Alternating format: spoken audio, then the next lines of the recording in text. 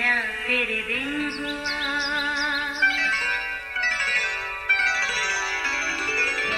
नया फिर दिन हुआ, पुरानी रात का करे सो शुक्र हम खुदा की जात का, खुदा की जात का नया फिर दिन हुआ। आज की आयत, मुबारक हैं वो जो हलीम हैं क्योंकि वो ज़मीन के वारिस होंगे। मत्ती 5 बाब 5वीं आयत। अज़ीज़ो, यसू के शागिर्द मत्ती रसूल ने खुदा के रूह की तहरीक से मत्ती की अंजील को तहरीर किया।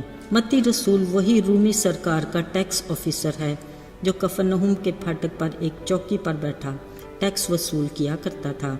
उस ज़माने में महसूल लेने वाले का पेशा काफ़ी बदनाम था और इस पेशे से जुड़े लोगों को बड़ी हकारत और नफ़रत की निगाह से देखा जाता था, क्योंकि वो सब नाजायज़ और मुकर्रर टैक्स से ज़्यादा वसूल किया करते थे।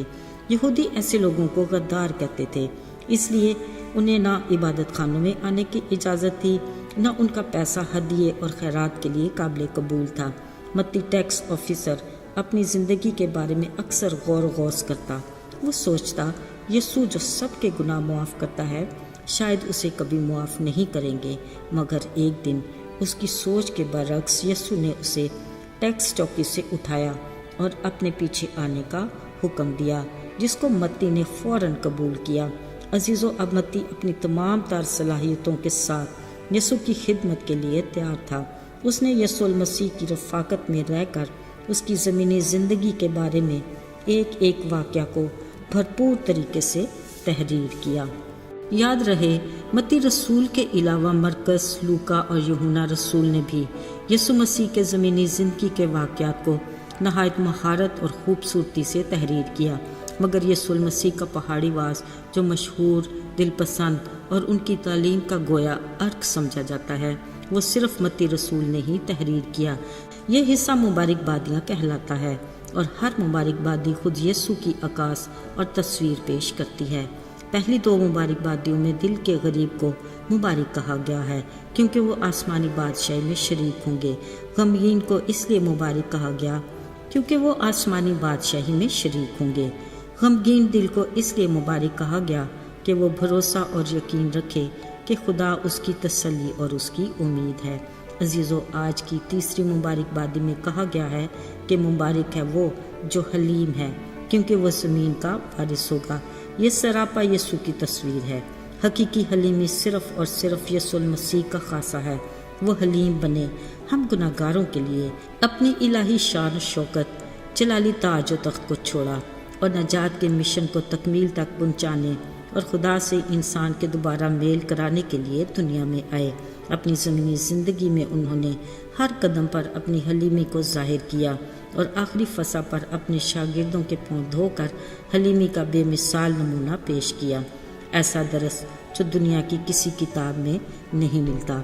अजीज़ो, हज़ारों साल पहले नबियों ने यीशु की हलीमी के बारे में पेशगोइयाँ की और कहा, आए बिन्नते सयून, तो नहायत शादमान हो। आए दुख्तरे यरूशलेम, खूब ललकार, क्योंकि देख तेरा बादशाह तेरे पास आता है। वो सादिक है और नजात उसके हाथ में है। वो हलीम है और गधे पर, बल्कि एक जवान गधे पर सवार है। अजीज़ो, याद रहे, इस पेशगोई का हर लफ्ज़ उस वक्त पूरा हुआ जब यीशु अपनी ज़मीनी खिदमत और नजात के मिशन के आखिरी मरहले में थे। उनके सलीबी सफ़र का आगाज़ उस वक्त हुआ जब वो यरूशलेम में शाहाना तौर पर दाखिल हुए। इस वक्त वो गधे पर सवार थे। लोगों ने उसके लिए राह में कपड़े बिछाए और दरख्तों की टाहनियाँ बिछा दी और नारे लगाए, होशाना, मुबारक है वो जो खुदावंद के नाम से आता है। ज़रा देखिए तो उसकी इंतहा दर्जा हलीमी, बादशाहों का बादशाह शाही सवारी की बजाय एक मामूली जानवर गधे पर सवार है। अजीज़ो, आजी हलीमी का पैकर हमारा नजात दहिंदा खुदावंद यीशु मसीह चाहता है कि उसके खून खरीदे लोग उसकी पैरवी करें, उसके नक्शे कदम पर चलें, आसमानी बादशाही में शरीक हों और तसल्ली पाएं और हलीम मिजाज हों ताकि ज़मीन के वारिस बनकर बरकत भी पाएं। अजीज़ों, अगरचे खाकसारी और हलीम बनना एक मुश्किल अमल है, मगर यकीन कीजिए खुदा के पास इसका बड़ा अजर है। اس نے فرمایا حلیم ملک کے وارث ہوں گے اور سلامتی کی فراوانی سے شادمان رہیں گے۔ اس کے لیے بطور مسیحی ہمارا کردار کیسا ہونا چاہیے؟ زبور نویس داؤد نے کہا، خداوند پر توکل کر اور نیکی کر اور ملک میں آباد رہ اور اس کی وفاداری سے پرورش پا۔